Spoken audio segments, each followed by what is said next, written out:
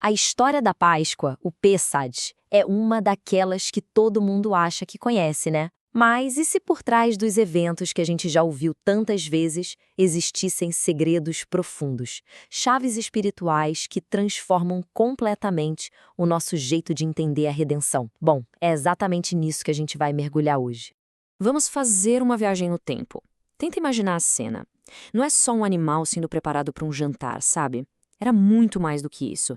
Era um ato que acontecia bem ali, dentro de casa, no coração da família. Um cordeiro, vivo, dividindo o mesmo teto com cada família israelita no Egito.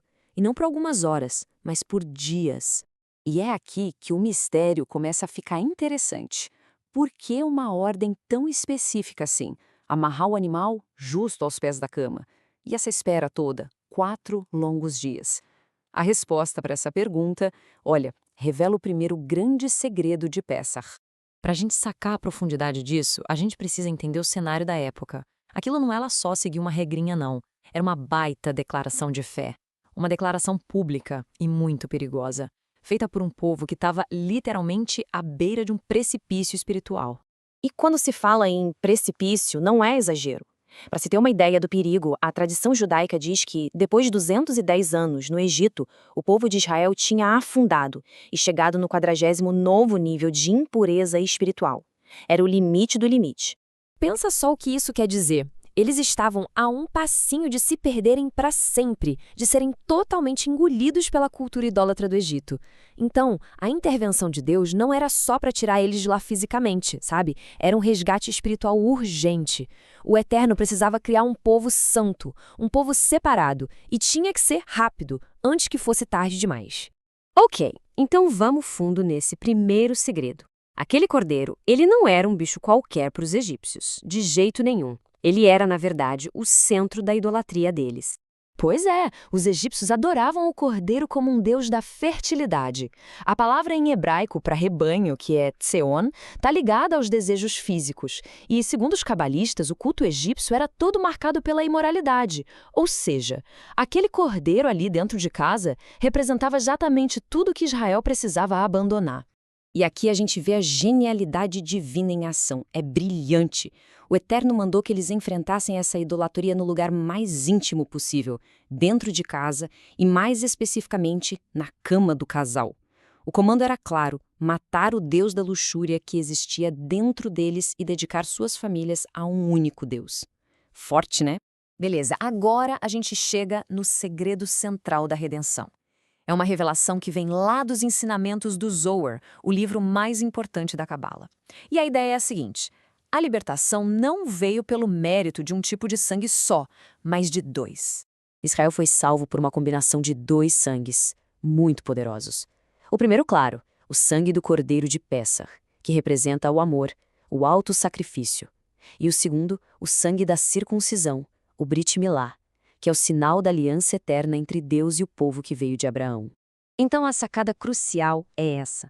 Naquela noite da redenção, o sangue da aliança se misturou com o sangue do sacrifício. E essa mistura, passada nos umbrais das portas, era o sinal. Quando o Eterno via aquele sangue, não era só um ato de obediência, era uma declaração em dose dupla, de amor e de aliança.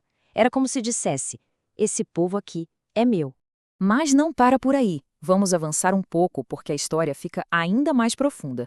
O tempo e até a comida envolvida nisso tudo também guardam segredos. Não foi só o que eles fizeram, mas quando e como fizeram. Aqueles 4 dias de espera não foram à toa. Não foi um tempo morto.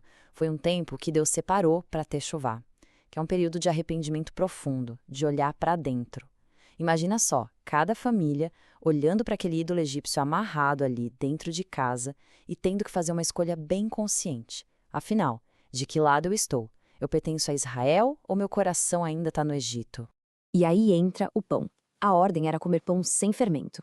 Para quem estuda a fundo, para os sábios de Israel, o fermento é o símbolo perfeito do Yetzer Hara, sabe? Aquela inclinação para o mal, o orgulho que incha a gente por dentro. Então, comer a matzá, o pão ázimo, que também é chamado de pão da aflição, era um ato de humildade. Era como se esvaziar do Egito e abraçar a pureza e, principalmente, a pressa em obedecer a Deus. O mais incrível é que esses símbolos e segredos tão antigos não ficaram lá atrás, presos no passado. Pelo contrário, eles ecoam pela história, sabe? E apontam para um significado ainda maior. E esse eco chega forte lá no Novo Testamento. O apóstolo Paulo, que era um cara que conhecia muito, mas muito mesmo, das tradições judaicas, faz essa conexão de forma direta. Ele apresenta Yeshua, o Messias, como o cumprimento final, a realização completa do Cordeiro Pascal. Isso é super importante de entender. Para os primeiros seguidores, que eram todos judeus, essa ideia não era uma novidade tirada do nada. Para eles, era a realização perfeita e clara do significado mais profundo da Páscoa, aquilo que seus avós, bisavós, celebravam por séculos. Ele era o sacrifício de amor e o sangue da nova aliança, tudo numa pessoa só. E aquela lição espiritual sobre o fermento continua super viva. Até hoje, na véspera do Pessah, existe a prática da Bedikat Shametz, que é a busca pelo fermento. É um ritual incrível que transforma uma faxina, uma limpeza física, numa metáfora muito poderosa. A busca cuidadosa por qualquer migalha de orgulho e impureza na nossa própria vida. E isso tudo leva a gente para uma reflexão final, né? A história de Pessah é um convite para uma busca interior. Qual é o fermento? Qual é o orgulho, a impureza, o Egito que ainda precisa ser varrido do nosso coração? A redenção, afinal, exige uma casa limpa por dentro. Mas olha, a história não acaba com o sacrifício do cordeiro, de jeito nenhum. Ela continua com a festa dos pães ázimos. O que será que significa viver por 7 dias sem fermento?